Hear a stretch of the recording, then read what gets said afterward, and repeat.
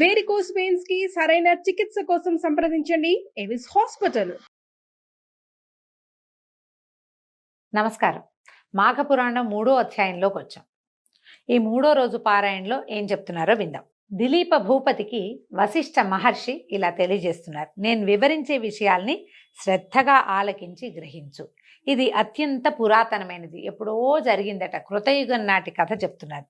ఒకనాడు వింధ్యాచలము మరియు హిమాచలము మధ్య ప్రాంతంలో కరువు కాటకాలు వచ్చి ప్రజలు చాలా ఇక్కట్లకి లోనయ్యారు. ఈ కరువు కాటకాలు వస్తాయా కృతయుగంలో అంటే? ఉన్నాయటండి. అప్పుడు కూడా తాగడానికి నీరు కానీ తినడానికి తిండి కానీ లేక ప్రజలు కటకటలాడిపోయారు. పశువులకు సరైన మేత లేక నశించిపోసాగాయి. ప్రజలు ఆర్థిక బాధలతోటి అలమటించిపోయారు. ఇంకా వారేమి యజ్ఞయాగాదులు క్రతువులు చేస్తారు? యజ్ఞం యాగం దానం ఎప్పుడు చేస్తామండి? మనకు అబండెన్స్ ఉంటే, బాగా డబ్బులు అవకాశాలు ఉంటే అప్పుడు బోల్డన్ని చేస్తాం. లేకపోతే ఏం చేస్తాం? ఉపవాసం తప్పిస్తే ఇంకేమీ చేయలేకపోతాం.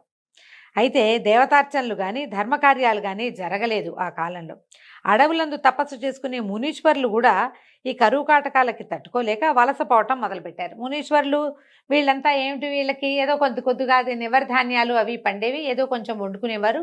భిక్ష లభించేది అపారంగా. అంటే ప్రజలు గనక ధనధాన్యాలతో తొలుతొగుతూ ఉంటే వాళ్ళ దగ్గర నుంచి యజ్ఞయాగాది క్రతువులకి కావలసిన సంభారాలు వచ్చేవి. ఋషీశ్వర్లకి మునీశ్వర్లకి కావలసిన భిక్ష కూడా లభించేది. వాళ్ళ దగ్గర ఏం లేదు, వాళ్ళు వీళ్ళకేం పెడతారు? వీళ్ళకి పెట్టలేకపోయారు. దాంతో మునీశ్వర్లు కూడా వలస వెళ్ళిపోవటం మొదలుపెట్టారు. ఈ ప్రాంతంలో ప్రవహిస్తున్నటువంటి రేవా నదీ తీర ప్రాంతం అంతా కూడా, రేవా నది చాలా, ఈ రేవా తీరం ఎక్కడ కనపడుతుంది మనకి? సత్యనారాయణ వ్రత కథలో రేవా తీరంలో చెప్తారనమాట. రేవా అనే నది ఉందని. విడిగా మనకెక్కడ ఆ నది కనిపించదు, అంటే మన ప్రాంతంలో లేదు కాబట్టి. ఇదంతా నీళ్లు తగ్గిపోయి ఫలవృక్షాలు పంట భూములు ఎండిపోవటం మొదలుపెట్టాయి. కనీసం తాగడానికి కూడా నీరు లేని దుస్థితి దాపురించిందట. ఈ అడవిలో బహుముఖ ప్రజ్ఞాశాలి తపోధన సంపన్నుడైన భృగు మహర్షి కూడా నివసిస్తూ ఉండేవాడు. ఈ అనావృష్టి ప్రభావం ఆయన కూడా తగిలింది. ఆయన కూడా ఈ నీచ నికృష్ట కరువు కాటక స్థితిని భరించలేకపోయాడు. సరే, ఎంతో కాలం నుంచి ఉంటున్న ఈ ప్రాంతాన్ని విడవలేక ఆలోచించి చివరికి హిమాలయ ప్రాంతాలకి వలస వెళ్ళిపోయాడట. ఈ హిమాలయ పర్వత ప్రాంత పడమటి దిక్కున ఒక కొండచర్య ఉంది. ఈ కొండచర్య అక్కడున్న కైలాస పర్వతానికి కొంచెం సమీపంలో ఉందట. కైలాసానికి దగ్గరలో ఉంది. హిమాలయ ప్రాంతం అంతా మంచుతో కప్పబడి ఉండటం వల్ల కైలాస పర్వతం వెండి కొండలాగా ప్రకాశిస్తూ ఉండేది. ఆ ప్రాంతం అంతా ఇంద్రనీల మణుల చేత నిక్షిప్తమై అక్కడ ఉన్నాయట. ఇంద్రనీల మణులు అంటే గనులు ఉండుంటాయి. రాళ్ళు అట్లాంటి నీలపు రంగున్న రాళ్ళు అయి ఉంటాయి. వాటి కాంతితోటి, ఆ నీలపు రంగు కాంతిపడి ఈ తెలుపు మరింతగా మెరుస్తూ ఉండేదట. ఈ కొండ వద్దకి తరచుగా మహర్షులు, జ్ఞానులు, సిద్ధులు, తపోశక్తి సంపన్నులు ఇత్యాదులంతా వచ్చి శ్రీమన్నారాయణుని భక్తిభావాలతో స్తుతించి వేణోళ్ళ కొనియాడి ఆధ్యాత్మిక చింతనలో మునిగిపోయేవాళ్ళు. అంటే విష్ణు భక్తులు వచ్చి తపస్సు చేసుకునేవాళ్ళు. కైలాసం పక్కనే ఇది. యక్ష కిన్నర కింపురుషాది గంధర్వులందరూ విహారానికి ఈ ప్రాంతానికే వచ్చేవాళ్ళట. దిలీప చక్రవర్తి అడుగుతున్నారు, మహాత్మా, ఈ పర్వత వైశిష్ట్యత కడు రమ్యంగా ఉంది, మరింతగా మరీ వింత కొలుపుతోంది, మరిన్ని విశేషాలు చెప్పండి అని అడిగేసరికల్లా అప్పుడు ఈయన వశిష్ఠ మహర్షి ఇట్లా చెప్తున్నారు. విషయ పరిజ్ఞానం సంపాదించుకోవాలని నీ కుతూహలం చాలా శ్లాఘనీయమైందయ్యా. నీ అభీష్ట ప్రకారమే మరింతగా చెప్తాను విను. ఇది ఒట్టి కొండ, ఏవో రాళ్ళున్నాయి, మెరవటమే కాదు, ఇక్కడ ఇంకా చాలా వింతలున్నాయి. ఈ వింత వన్యమృగాలు, పలు రకాలైన పక్షులతోటి నిండి ఉండే ఈ పర్వతరాజం మిక్కిలి విచిత్రమైనది. సాధారణంగా అంత మంచు ఉంటే పక్షులు ఉండవనుకుంటాం, కానీ హిమాలయ వర్ణనలో హిమాలయాల మీద చెట్లు ఉన్నాయని, కొండలు, పర్వతాలు, శిఖరాలు చాలా ఉన్నాయని, బోలెడు రకాల జంతువులను గురించి వర్ణన ఉంటుందండి. కాళిదాసు రాసినటువంటి మరి కుమార సంభవ కావ్యంలో హిమాలయాల్ని భలే అద్భుతంగా వర్ణిస్తారు. చాలా బాగుంటాయి. ఇవి కూడా అందులో నుంచి చెప్తున్నారనమాట. ఇంతటి చెట్లు చిత్రాతి చిత్రములైన వర్ణములతోనూ ఫలపుష్పాదులతోని నిండి ఉండి కడు రమ్యంగా ఆకర్షణీయంగా ఉంటాయి. ఆ పర్వతరాజం 30 యోజనాల పొడుగు, 10 యోజనముల ఉన్నతమై అలరారుతూ ఉంటుంది. ప్రకృతి సౌందర్యాన్ని అంతటినీ సంతరించుకున్నటువంటి ఆ పర్వతరాజం దగ్గరికి భృగు మహర్షి వచ్చి ఆ పర్వతం యొక్క అందచందాలకు, సుందర నయనానందకర దృశ్యాలకు అచ్చెరి ఉంది కడు సంతోషాన్ని పొందాడు. తాను తదేక దీక్షతో తపస్సు చేసుకోవడానికి ఇదే అనువైన ప్రాంతమని అనుకుని అచోటనే తన ఆశ్రమాన్ని నిర్మింపజేసుకుని తపస్సు కొనసాగించాడు. ఇట్లు కొంతకాలం అయింది. భృగు మహర్షి యొక్క తపస్సు నిర్విఘ్నంగా కొనసాగుతూ ఉంది. అత్యంత పరమనిష్టాగరిష్ఠుడైనటువంటి భృగు మహర్షికి ఆ ప్రాంతం ఎంతో తగినట్టుగా ఉంది, సంతృప్తిగా తపస్సు చేసుకుంటూ ఉండేవాడట. కొన్నాళ్ళు అయిన తర్వాత ఒకనాడు ఒక గంధర్వుడు భార్యా సమేతుడయ్యి ఈ పర్వతం మీదకి వచ్చి విహరిస్తూ తపస్సు చేసుకుంటున్న భృగు మహర్షిని చూశాడు. మహర్షి పట్ల ఆకర్షితుడై తన వృత్తాంతాన్నంతా చెప్పాడు. దగ్గరకు వచ్చి నమస్కారం చేశారు భార్య భర్త ఇద్దరు. అతను ఏం చెప్తున్నాడు, ఓ మహాత్మా, తమరు తపోశక్తి సంపన్నులు, సర్వజ్ఞులు కావున మీరు దయతలిచి నా కష్టాలని కడతీర్చమని ప్రార్థిస్తున్నాను అన్నాడు. అనేసరికల్ భృగు మహర్షి, గంధర్వ, నీకు వచ్చిన కష్టం ఏమిటి? నువ్వెందుకు విచారంగానో భార్యాద్వితీయుడుగా ఉన్నావు. భార్యాభర్తలిద్దరూ కలిసి ఉంటే ఇంకా కష్టమేమిటి? అదే కాదు అత్యంత సుఖమైన సంగతి. ఇలా ఎందుకు బాధపడుతున్నావు? నీ వృత్తాంతం అంతా చెప్పు. ఏ విషయం వల్ల నువ్వు బాధపడుతున్నావో నాకు అర్థమయ్యేలాగా చెప్పమన్నాడు. అప్పుడు గంధర్వుడు చెప్పాడు, ఓ భృగు మహర్షి, నా కష్టాన్ని నేను ఏ విధంగా చెప్పను? నాకు పూర్వజన్మ పుణ్యఫలమున స్వర్గం ప్రాప్తించింది, కానీ నాకెందుకో పులి ముఖము కలిగినది. ఈ వచ్చిన గంధర్వుడు శరీరం అంతా అందంగా సౌష్ఠవంగా చక్కగా బంగారపు రంగులో మెరిసిపోతూ వివిధ రత్నాభరణాలు ధరించి చక్కగా ఉన్నాడు. కానీ అతని ముఖం పులిలాంటి ముఖం, పూర్తిగా పులిగా లేడు. కానీ ఒక రకమైన భీషణమైందంటే గండస్థలాలు అవి ఇలా గండరించి ఉండటము, కళ్ళు అవి విస్తారంగా ఉండటం, అంటే విశాలమైన నేత్రాలు కావవి, పులి కళ్ళు ఇట్లా పైకి లేవదీసినట్టుంటాయి. కనుబొమ్మలు తక్కువగా ఉండటము, మొహం గండుగా ఉండటం. అందమైన ముఖం కాదు, శరీరం చక్కగా ఉంది లావణ్యంగా, ముఖానికి ఆ లావణ్యం లేదు. పులిలాంటి ముఖ కవళికలు కలిగి ఉన్నాడనమాట. ఈ పులి ముఖంతో బాధపడుతున్నాను. నాకు ఈ దురవస్థ ఎందుకు కలిగిందో తెలీదు. నేను చేసిన పాపం ఏమిటో నాకు బోధపడదు. మిగిలినవన్నీ బాగున్నాయి, నా భార్య కూడా చాలా బాగుంది అంటున్నాడు. ఈ పులి మొహంతో చాలా బాధలు పడుతున్నాను. ఎవరికి నా మొహం చూపించలేను. నన్ను చూసిన వాళ్ళంతా నేను పులినని పలకరించరు. మామూలుగా నడిచెళ్ళినా కూడా. ఈమె నా భార్య అత్యంత రూపలావణ్యాలు కలిగింది, మిక్కిలి గుణవంతురాలు, మహాసాధ్వి.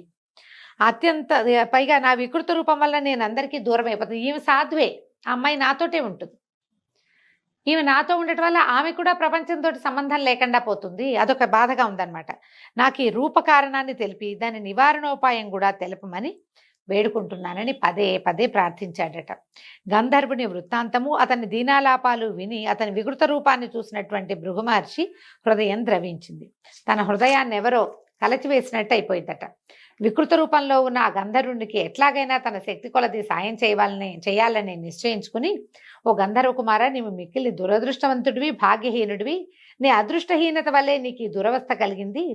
మనిషిని కుంగదీసేవి 3: ఒకటి పేదరికము, పాపము, దురదృష్టము. ఇవి కుంగదీస్తాయి బాగా.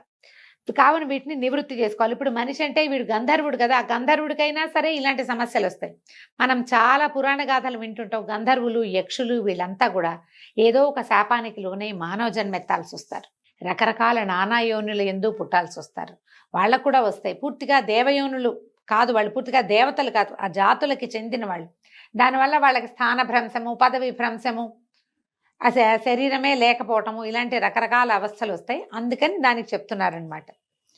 ఇది ఒక మాఘమాస స్నానం వల్లే సాధ్యం. దీనికి అదే పరమౌషధం. మాఘమాస స్నానాన్ని ప్రతివారు జాతి కుల మతముల భేదం లేకుండా జనులందరూ చేసి తమ తమ పాపాలని నివృత్తి చేసుకోవచ్చు. కావున నీవు కూడా నీ భార్యతో సహా ఈ మాఘమాస పర్వదినములందు నదీ స్నానాన్ని చేయి, నీకు శుభములు చేకూరగలవు. ఇప్పుడే మాఘమాసం మొదలైందని చెప్తున్నారు. ఇది మాఘమాసమే కాబట్టి మీ ఇద్దరు నదీ స్నానం చేసి పవిత్రులై విష్ణు పూజ నిర్వహించండి, మీకు మేలు కలుగుతుంది అన్నారు. మాఘమాస నదీ స్నానం చేసుకునేసరికి నీ కష్టాలు తొలగిపోతాయి, భయపడద్దు, నీ మనోవాంఛ నెరవేరుతుందని మునిపుంగవుడు మాఘమాస విశిష్టతని వివరించాడు. ఇప్పుడు చూడండి, మనం మామూలుగా ఏం చెప్తున్నాం, సూర్యారాధన అని చెప్తున్నాం, విష్ణువారాధన చెప్తున్నారు. ఈ మాఘంలో స్నానం చేసి విష్ణువాలయాన్ని దర్శించడం చాలా మంచిది, విశేషమైంది.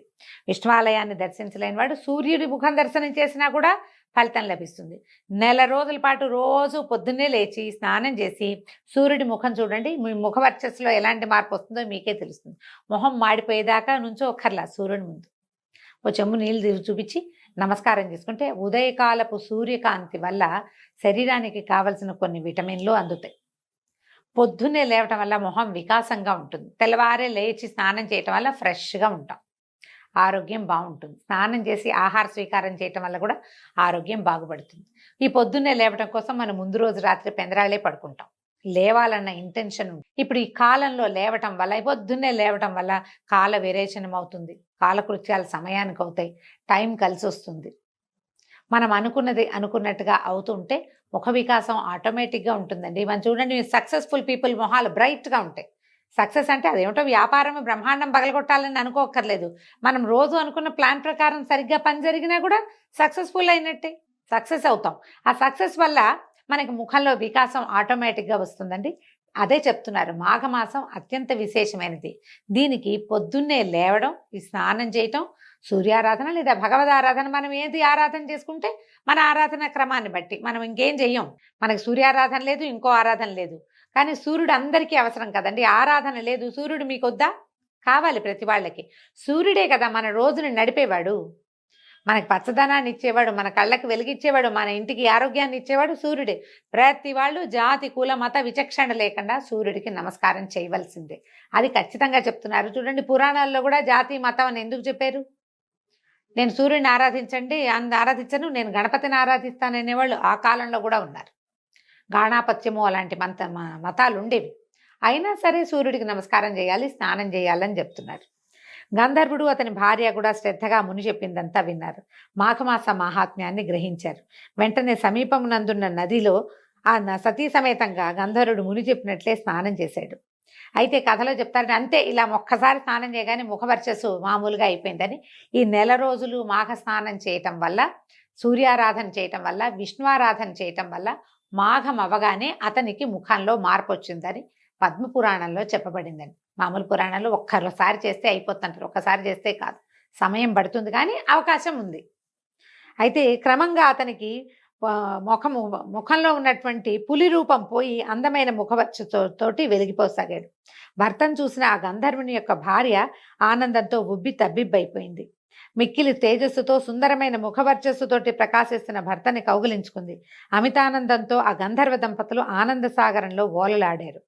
కొంతసేపటికి గంధర్వ దంపతులు ఇద్దరు తీరుకొని మునిశ్రేష్ఠుడైన భృగు మహర్షి దగ్గరకు వచ్చారు. వాళ్ళిద్దరూ మహర్షికి సాష్టాంగ దండ ప్రణామాలు చేసి భృగు మహర్షిని వేనోళ్లా కొనియాడి తమ నిజ నివాసానికి వెళ్ళిపోయారు. భృగు మహర్షి వారిని హృదయపూర్వకంగా దీవించి పంపివేశారు. ఈ విధంగా ఈ పులిముఖం కలిగినటువంటి గంధర్వ యువకుని చరిత్రని వశిష్ఠ మహర్షి దిలీప మహారాజుకు విన్నవించి, రాజా విన్నావు కదా ఈ మాఘమాస ప్రత్యేకత, కాబట్టి మాఘమాసంలో కేవలం నదీ స్నానం చేస్తేనే ఎలాంటి పుణ్యం సిద్ధిస్తుందో తెలుసుకున్నావు, కాబట్టి ఈ మాఘమాస స్నానాలని విశేషంగా చేయాలని ప్రచారం చేయమని దిలీప మహారాజుకి వశిష్ఠ మహర్షి తెలియజేశారు. దీంతో 3వ రోజు పారాయణ పూర్తయిందండి. రేపు ఉదయం 4వ రోజు పారాయణతో మళ్ళీ కలుసుకుందాం. నమస్కారం.